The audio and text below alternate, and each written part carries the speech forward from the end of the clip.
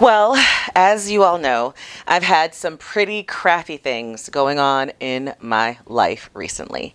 And because of those things, it's been really hard staying motivated, which typically isn't really a problem for me. Staying motivated to continue to do the things that I love in general, but really hard to stay motivated to run my business and to do what I need to do in it in order to ensure its growth. There have been so many times that I have wanted to just throw in the towel and say, oh, whatever, not today. But I promised you that I was going to continue to work on staying motivated to keep things moving and to be tenacious because I understand what that CEO mindset requires. And I also promised you that I would share with you what I am doing in order to stay motivated, because even if you don't got some of the stuff that's going on in my life happening in yours, I'm sure you have days too where it is so hard to stay motivated. You have zero interest in doing what you need to do. And some tips and tools to help you get to that point where you can stay focused on your business, hopefully will be appreciated. So that's what we're going to talk about today. I'm going to share with you what I've been doing over the past few months since my father's passing to get my motivation back, to keep my motivation daily, and to keep moving forward in my entrepreneurial journey so that I can get to that life of love and freedom that we all so much deserve and desire. So let's get to work. Entrepreneur, I got what you need. So let's start with the first step. But first, I've got to say that it feels so good to be back in CPTV studios. I am so excited to have you here. So let me tell you what I've been doing first. And this, of course, in CP style, I'm going to break it down for you in steps. The first thing that I've been really focused on doing is paying attention and being present in the moment. When I say pay attention, I mean trying to pay attention to those things that really truly make you feel good. You know, the stuff that you're doing that gives you that butterfly feeling in your stomach, that actually helps you take a deep breath and woosah. The stuff that actually tells you this feels good, this energy feels good. Pay attention to what those things are. And as you're paying attention, mentally document them and think about those feelings that are giving you pleasure. It's so important, I say, to really focus, because when you're not motivated or when things are crappy or when life is happening, it is so easy to stay focused on the bad, on the negative, on what's not working, on all the stuff that's going on in your life. And I have to say that I was in that rut. I was constantly waking up every single day, starting with what wasn't happening, what wasn't good, how sad I was, how devastated I am. And instead now, I've refocused my energy on thinking about those things that make me feel good. So when I say pay attention, I mean, you've got to pay attention to them because you need to begin to mentally document them. You need to begin to keep track of them, because when you have those negative thoughts that will slip into your psyche and really truly pull you down, if you've got a catalog of the things that is happening around you that are making you feel good, you can always pull on those and drown out those negative thoughts. And so really strategically choose every single day to pay attention to those things that are making you feel good. I don't care how simple those things are. If it's a cup of coffee, or if it's a glass of wine, or if it's a good conversation with a great friend, try to focus on what those things are and pay attention to what your gut, what your heart, and what your soul is telling you is making you happy. And then I want you to move on to step number 2. Okay, step number 2 in staying motivated is to document those things that you've been paying attention to. That's right. I already alluded to it in step number 1. I want you to document those things in 2 different ways, though. I want you to go further than just keeping a mental Rolodex and a mental file cabinet. And you know, we all have mental file cabinets, especially us women. We will put something in that file cabinet to use later on any given occasion, especially if it's got something to do with our significant others, right? That sounded be good.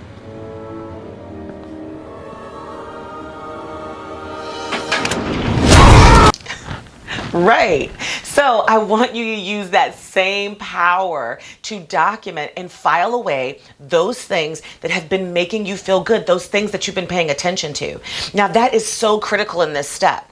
I mentally document them and put them in a file cabinet, but I go a step further, and I recommend that you go a step further as well. And I'm going to tell you to journal those things. Now, I used to be an avid journaler, and I used to journal every single night, and I really got away from the practice as life just kind of got busy, and sometimes I would literally be falling asleep before I even got into the bed. Now I've picked it back up because it was really therapeutic for me. But instead of writing down my thoughts of the day, because originally I started using my journal and writing down everything I had been thinking out throughout the day, and because I was in such a dark place, everything that I was writing was negative.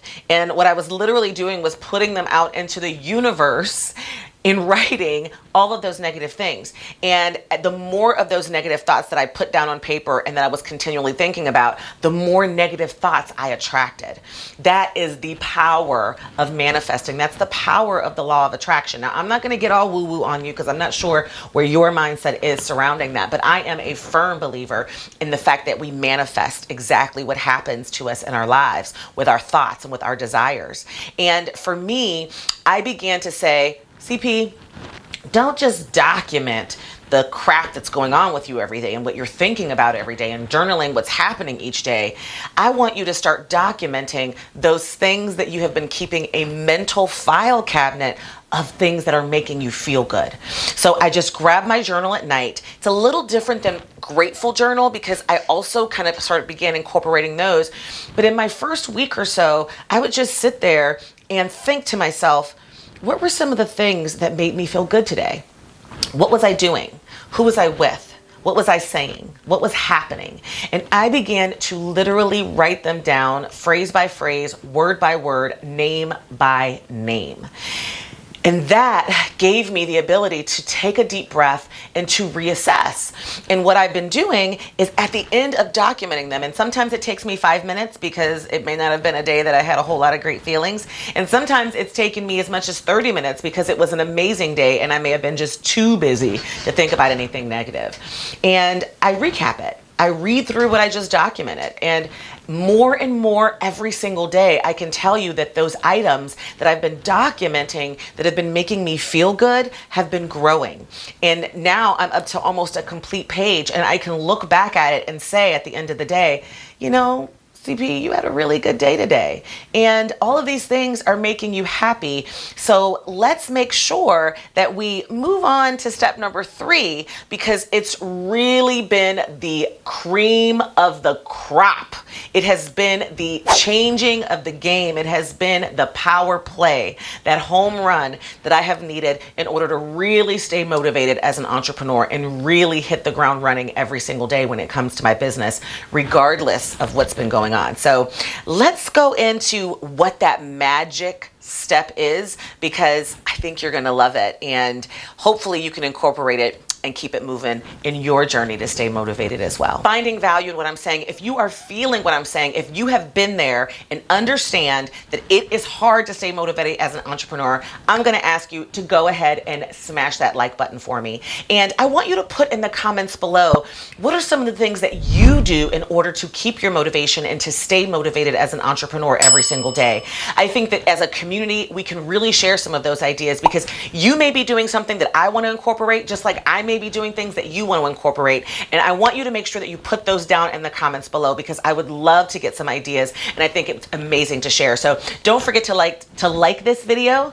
Let me know what your thoughts are, and then also subscribe, because I want you to keep coming back. I mean, I try to make sure that I'm helping you through your entrepreneurial journey. Let's get back to step number 3, and that is find your why and focus on that.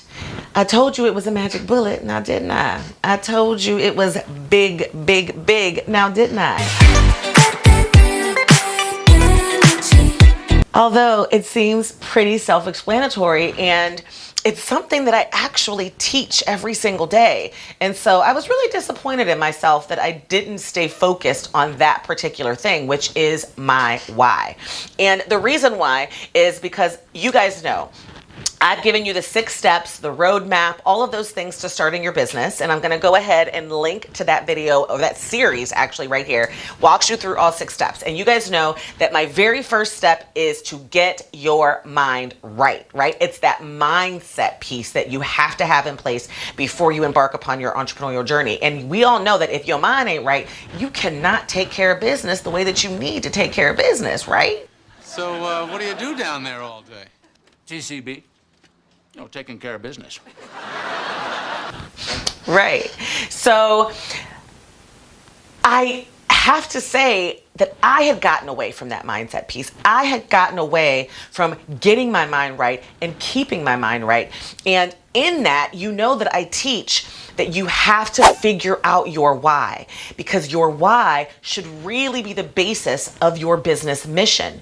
It's the only way that you are going to stay motivated through the tough times as an entrepreneur. I have taught this year after year after year. And so I was real disappointed in myself when I realized that I had lost sight of my own why. I had lost the focus on keeping that mission at the forefront of why I do what I do, and why I need to drag myself out of bed every single day, and why I need to push forward, and why I might need to work 14, 15, 16 hours in a day in order to really get this business where it needs to be and to keep it where it needs to be, right? And so if you've never watched my video on finding your why, you need to know that I actually began to really study this practice with a video that I watched by Simon Sinek. And he actually has a book called Finding Your Why.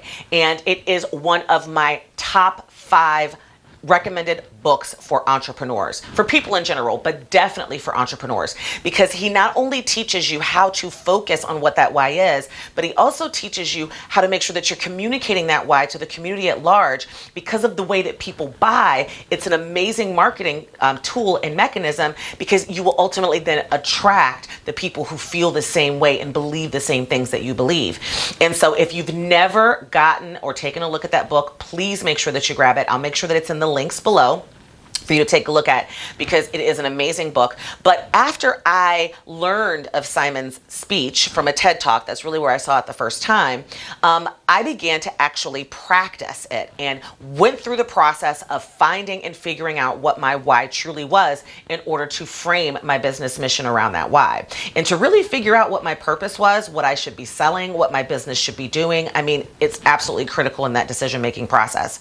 And so I don't think I've ever really taught this on YouTube, what the process is for you to actually figure out what your why is. Because not only is this going to help you stay motivated every single day in your business, but it will also help you shape the mission of your business, the purpose of your business, the messaging behind what you want to communicate, because what you communicate is going to be who you attract as an audience. The first step in finding your why and tying that why to the mission of your organization is to begin to communicate and tell stories. So if you find someone else in your life, if you've got a close confidant, if you've got a coworker, if you've got a family member that you can just sit and talk to, and that person will then begin to keep track of some of the stories that you're telling. Now, I don't want you just to tell random stories. I want you to tell stories about a time or times in your life, or experiences or situations that you've been in that have really impacted your thought process and really, really made you feel good. You know, that time where you're in that interview and they ask you that question, what is your greatest achievement in life? Who are you? My name is Andy Sachs. I recently graduated. And then you're able to respond with, oh, well, this is what I've done. Well, those are the stories that I want you to tell. Now, it could be one major story or it could be multiple stories. But if you are actually doing this exercise with someone else, I want you to tell people's names. I want you to remember those feelings. I want you to talk about the situation. I want you to talk about the results. And most importantly, I want you to share with the other person exactly how all of those situations during that circumstance made you feel. And that person's job is to take notes, just to write down key phrases, the names of people, different themes that are coming out clearly in the stories that you're telling. Because once you tell those stories, those are coming from your heart. Those are ones that you really value. Those are ones that really make you feel good. And if that person is documenting those stories and finding the commonality between those stories, then they're going to move on to the next step, which is sharing with you what they observed. So the first time I found my why, I sat down with a really good friend of mine and I began to tell her stories about situations in my life that really made me feel like I had achieved something great. And as I was talking through them, she made notes that I was smiling, that I was thinking, that I was being very animated, and she made notes around what each of those stories were. Then she shared back with me the notes that she had been taking. Her and I had really begun to document, based upon what I was communicating to her, that all of my scenarios and all of my stories that I began to tell all really did have a common theme.